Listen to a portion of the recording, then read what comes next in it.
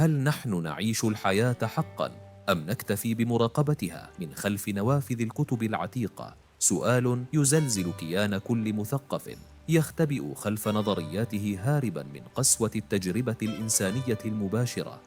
في عالم تكبله المنطق وحاصرته المخاوف، يأتي صوت هادر من أعماق الأرض اليونانية، صوت لا يعترف بحبر الورق ولا ينحني لسلطة الفلسفة الجوفاء، بل يرقص على إيقاع الألم واللذة معا.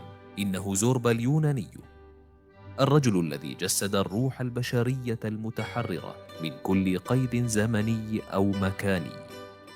رواية نيكوس كازانتزاكيس ليست مجرد حكاية عن عامل منجم بسيط رافق رئيسه في رحلة عمل، بل هي ملحمة فلسفية عميقة تعيد تعريف مفهومنا عن الوجود والله والطبيعة، وتضع العقل في مواجهة طاحنة مع الجسد. تبدأ الرحلة من مقهى صغير في ميناء بيرايوس، حيث الضباب يلف المكان والمطر يغسل زجاج النوافذ. هناك يلتقي الراوي، وهو كاتب غارق في مخطوطاته عن بوذا، برجل ستيني تملأ التجاعيد وجهه لكن عينيه تشعان بشرارة شباب لا يقهر. يعرض زوربا خدماته على الكاتب ليرافقه إلى جزيرة كريت، حيث استأجر هذا الأخير منجماً لاستخراج الفحم النباتي. ومن تلك اللحظة تتقاطع مسارات عالمين متناقضين: عالم الراوي المقيد بالتأمل والصمت، وعالم زوربا المنفلت في عناق عنيف مع الحياة. في جزيرة كريت تتجلى قسوة الطبيعة وسحرها، جبال شامخة تزاحم الغيوم، وبحر هائج يضرب الصخور بلا رحمة. هناك يبدأ العمل الشاق في المنجم. ينزل زوربا إلى أعماق الأرض، يحفر بفأسه وكأنه يحاور شياطين التراب، بينما يبقى الراوي، أو كما يسميه زوربا، الرئيس، مكبلا بأوراقه، يراقب هذا الكائن الأسطوري باندهاش متزايد. يعلمنا زوربا أن الفهم الحقيقي لا يأتي من قراءة الكتب، بل من تلطخ الأيدي بطين الأرض وعرق الجبين. حين يمسك زوربا بآلة السنتور ويعزف، تتوقف الكلمات عن المعنى وتتحدث الروح بلغة النغم الصافية. لديك فرشاة ولديك ألوان، فارسم جنتك ثم ادخل إليها. هكذا يرى هذا الفيلسوف الأمي عالمه، جنة نصنعها بأيدينا رغم كل الخراب المحيط بنا. يقتحم الكاتب عبر شخصياته مناطق شائكة في النفس البشرية، كاشفاً عن هشاشة الإنسان أمام شهواته وأحزانه. في القرية نشاهد مأساة الأرملة الجميلة التي تقع ضحية مجتمع ذكوري قاس لا يرحم ضعفها ولا يغفر جمالها.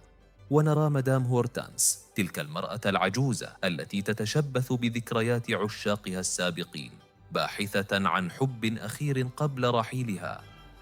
يتعامل زوربا مع مدام هورتانس بحنان مفعم بالشفقة، يدرك زيف أحلامها، لكنه يشاركها لعبة الحياة.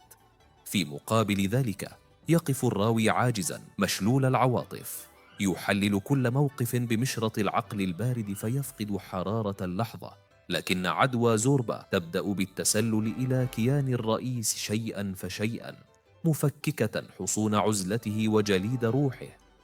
أحسست مرة أخرى كم هي بسيطة ومتواضعة تلك السعادة: كأس نبيذ وكستناء مشوية وموقد صغير بائس وصوت البحر ولا شيء آخر.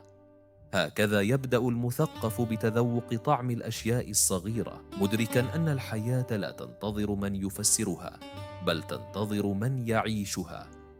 تتوالى الأحداث حاملة معها خيبات وانتصارات متناقضة، حيث يقوم زوربا ببناء مشروع ضخم لنقل الأخشاب من الجبل. يستثمر الراوي كل أمواله في هذا المشروع، معتمداً على عبقرية زوربا الفطرية وطاقته الجبارة في تطويع الطبيعة. تقام احتفالية كبيرة لتدشين المشروع، وتتجمع القرية حول السكة الخشبية الممتدة من القمة إلى السفل. لكن الكارثة تقع وتنهار الأعمدة واحدا تلو الآخر مع اندفاع الجذوع الضخمة ليتحطم المشروع برمته أمام أعينهم. في هذه اللحظة المأساوية، حيث يخسر الراوي كل شيء، يمكن أن نتوقع انهياره وبكاءه على ضياع ثروته، لكن معجزة نفسية تحدث. ينظر الرئيس إلى زوربا، وبدلا من الحزن يشعر بخفة هائلة وتحرر غريب من عبء الممتلكات. يطلب الراوي من زوربا أن يعلمه الرقص. يحتاج الإنسان إلى قليل من الجنون، وإلا فإنه لن يجرؤ أبدا على أن يتحرر من القيود. على رمال الشاطئ يؤدي الرجلان رقصة السيرتاك الشهيرة، يرفعان أيديهما نحو السماء ويضربان الأرض بأقدامهما، ليتحول الفشل إلى أعظم لحظة حرية عرفاها. رواية زوربا اليوناني تتركنا أمام حقيقة عارية، لنسأل أنفسنا عن حبالنا الخفية التي تمنعنا من الرقص حتى حافة الجنون. نيكوس كازانتزاكيس لم يكتب نصاً يقرأ، بل صاغ روحاً تتمرد، تدعونا لتمزيق صفحات الحذر واقتحام المجهول بقلوب مفتوحة. إنها صرخة مدوية في وجه مجتمع حديث كبل الإنسان بالخوف من الخسارة، وجعله سجين مكاتب مغلقة لا يرى منها حقيقة الشمس. عندما نتأمل شخصية الراوي نكتشف أننا نشبهه كثيراً، نبحث عن الإجابة بين أرفف المكتبات بينما تنتظرنا الحقيقة في معانقة التراب ومراقبة البحر. زوربا هو الإنسان الفطري الذي تصالح مع الموت، فاستطاع أن يعيش كل لحظة متحرراً من قلق المستقبل.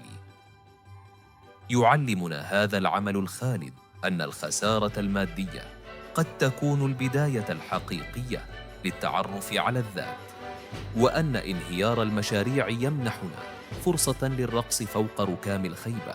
في كل مرة نقرأ فيها هذه الرواية نكتشف جزءاً جديداً من أرواحنا كنا قد أخفيناه خوفاً من أحكام الآخرين ومن قيود المنطق البارد.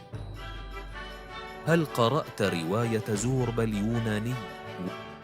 وهل ثمة رواية ترغب في أن تراها في سلسلة رواية في دقائق؟